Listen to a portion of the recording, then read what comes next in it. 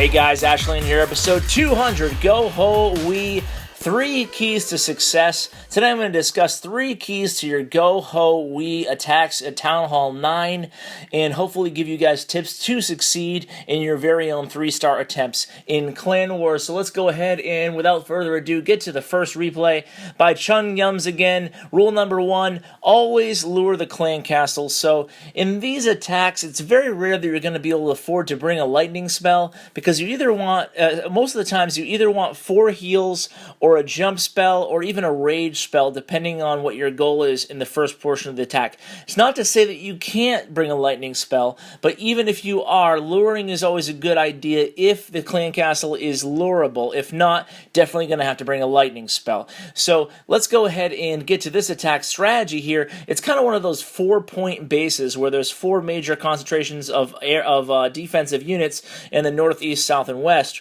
So you can see he starts this attack by going in due south with 1 golem, then goes in due north with another golem, both backed up by a few wizards and some witches in the south there. You can see this jump is perfectly placed, leading the troops into the center, hopefully engaging some of those giant bombs along the way. Also, that brings me into rule number 2, I should say. Always bring 3 heal spells minimum. You don't want to mess around with bringing a rage and a lightning or a rage and a jump. I really recommend at least 3 heal spells. You can see this base, he's hitting from both the due east and due west sides with the Hogs. Splitting up the Hogs is also a nice idea, especially if the base is really spread out like this and there's not a heavy defensive concentration.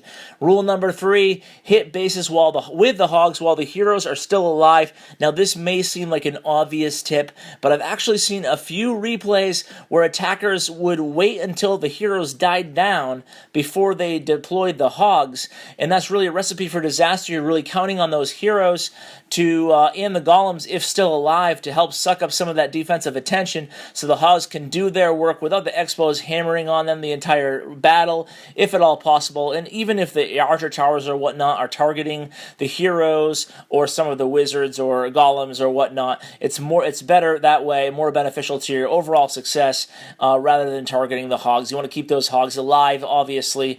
That's the key to any good Hogger attack. So this is another attack by Signal Puke from the, I don't know how to pronounce their name, but they're Backward Slash team.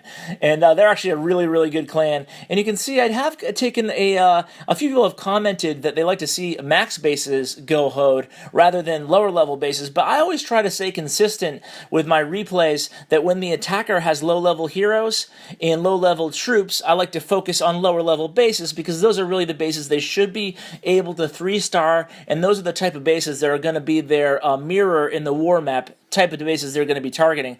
So you can see this first attack here is going to be, he uses a heal spell rather early, Signal Puke, and I'm not sure if I would recommend that, but it ends up working out for him. Sometimes these things can just end up working out, and this does, so I can't really criticize too hard. I would have probably said that for the Hog portion if it was my own attack, but like I said, it actually works out well, or I would have brought a lightning spell for that portion of the attack. So let's go ahead and continue this attack here. The golems are still alive, even though they're only level 2. You can see Signal Puke does a great job at keeping them spread out and creating a nice defensive buffer for the rest of the units. Now here come the Hogs. Once again, like the first replay, the Hogs are deployed in 2 different areas, both in the south, but one in the southeast and one group in the southwest. That way they can cover the entire base, and Signal Puke's going to go ahead and do a great job in covering them with the heal spells. You can see sometimes it's very difficult to be very patient on that last heal spell, but he hit it in just the nick of time, right when they were going to go into that dangerous splash damage area with those 2 wizard towers still standing. You can see the Hogs now have taken care of all the defensive units, and there's still a few alive, and you can see Signal did hold back his queen there. He kind of knew that he would have enough bang for his buck, enough offensive firepower in the south that he didn't need to utilize the queen deployment early on in the raid. So you can see a nice 3-star attack, and once again, you can see see I'm going to bring you Nelly from the / team, and he's going to use the same beginning to this raid where he's going to lure out the clan castle in the defender's base. Another lureable clan castle. If you can lure the clan castle, like I said, I can't recommend it enough. You can see this time we're using a rage spell as the 4th spell, and the other 2 ones we use a jump and we use the 4 heals, the other 2 replays. And you can see once again Nelly does a good job, just as Signal Puke in the raid before, of separating those golems, creating a nice spread between them. The clan castle troops are still up, but they're just going to basically go ahead and pound into the golems while the wizards take them out. Archer Queen is also backing them up, so finally the clan castle troops are down, and the troops can make their way into the center, defusing 2 giant bombs, which is key in this attack. You can see that Nelly actually did a pretty good job at triggering at least 3, maybe 4 of the giant bombs already off the bat.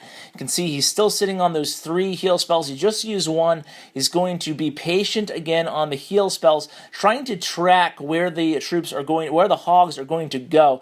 You can see he used 1 on that wizard tower on those 3 or 4 hogs that are still alive up north.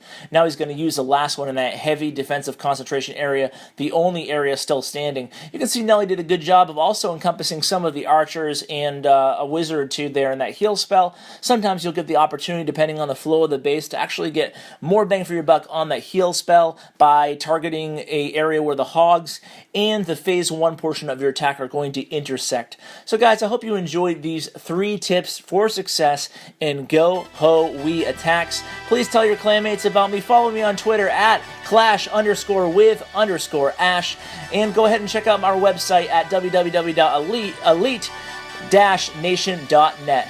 Take care, guys.